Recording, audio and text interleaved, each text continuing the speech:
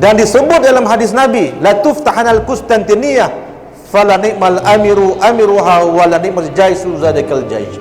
Kamu akan menguasai kota Konstantinopel, ya.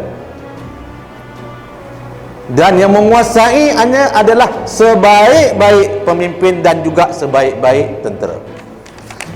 Kerana hadis inilah, tuan-tuan dan puan-puan sekalian, percubaan sahabat Nabi dan khalifah-khalifah sampai kali yang ke-10 baru ianya berjaya menjadi kenyataan.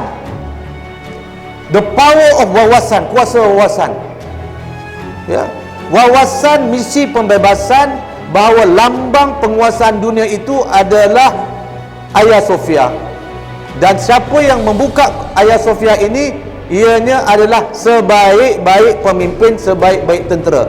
Para sahabat Nabi ingin mengatakan bahawa aku ingin menjadi sebaik-baik tentera, sebaik-baik pemimpin. Jadi seawal Khalifah Osman 654 mencuba, tidak berjaya. Naik Sayyidina Ali mencuba, tidak berjaya. Naik Muawiyah tak mencuba. Naik Sulaiman bin Malik belum berjaya. Naik Sultan Yildirim Bayazid, naik Sultan Arslan, kemudian Harun Ar-Rasyid, Umar Abdul Aziz, Sultan Murad yang kedua. Dekat 800 tahun kemudian, dengan wawasan yang sentiasa membara ini, akhirnya jatuh pada 29 Mei 1453 di tangan anak muda Sultan Muhammad Al-Fatih. Kemudian ayat mengenai Allah Ta'ala nak menjadikan inni ja'ilu fil ardi khalifah, Al-Baqarah 30.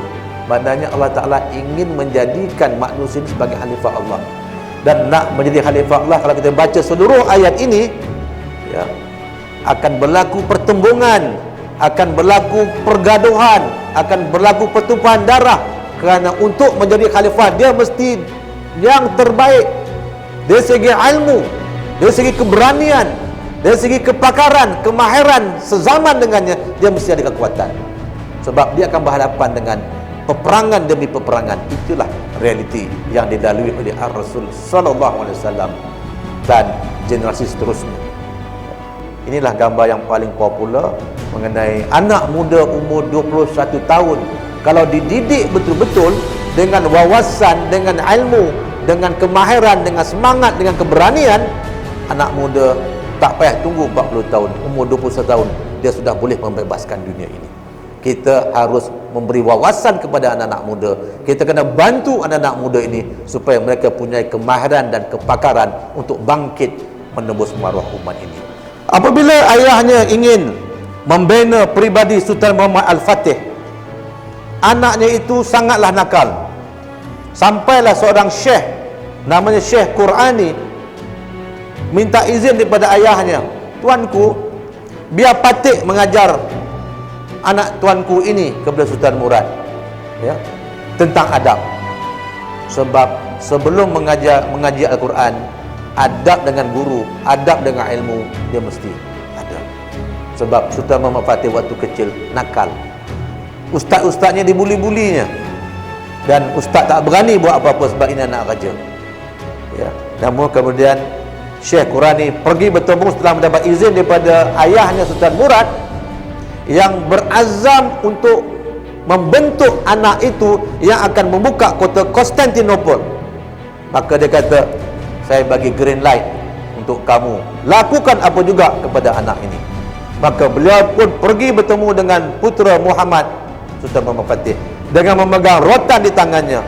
Beliau berkata, ayahanda tuanku mengutus saya untuk mengajar dan memukul tuanku sekiranya tuanku engkar arahan saya.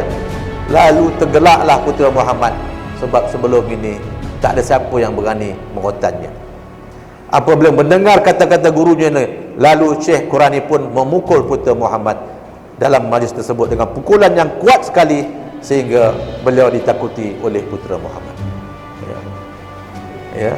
Tetapi ini yang dilakukan bagi pembentukan dalam konteks Sultan Muhammad Fatih, dan akhirnya apabila adab itu dapat dilaksanakan, maka Sultan Muhammad Fatih belajar Al-Quran dengan bersungguh-sungguh. Penyelesaian kepada ini adalah membina generasi muda. Kita punya perancangan, generasi muda kena ada wawasan ummatik, semangat jihad dan keberanian, pendidikan adab, penghayatan Al-Quran, kekuatan mendirikan solat tahajud, ya, penguasaan ilmu strategik, penguasaan pelbagai bahasa. Inilah formula yang dibuat oleh Sultan Murad yang kedua yang melahirkan Sultan Muhammad Al-Fatih. Saya mencuba dengan formula ini tuan-tuan pada anak saya. Alhamdulillah, memang berkesan. Rupanya anak-anak ini apabila punya wawasan yang berkaitan dengan pembelaan umat itu, kita hanya perlu memberi wawasan tersebut, kemudian dia boleh berjalan dengan sendiri. Semangat berterusan, kita hanya perlu memberi mereka semangat semata-mata.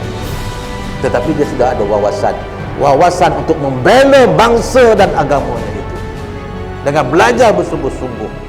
Jadi inilah antara perkara yang boleh kita lakukan, ya.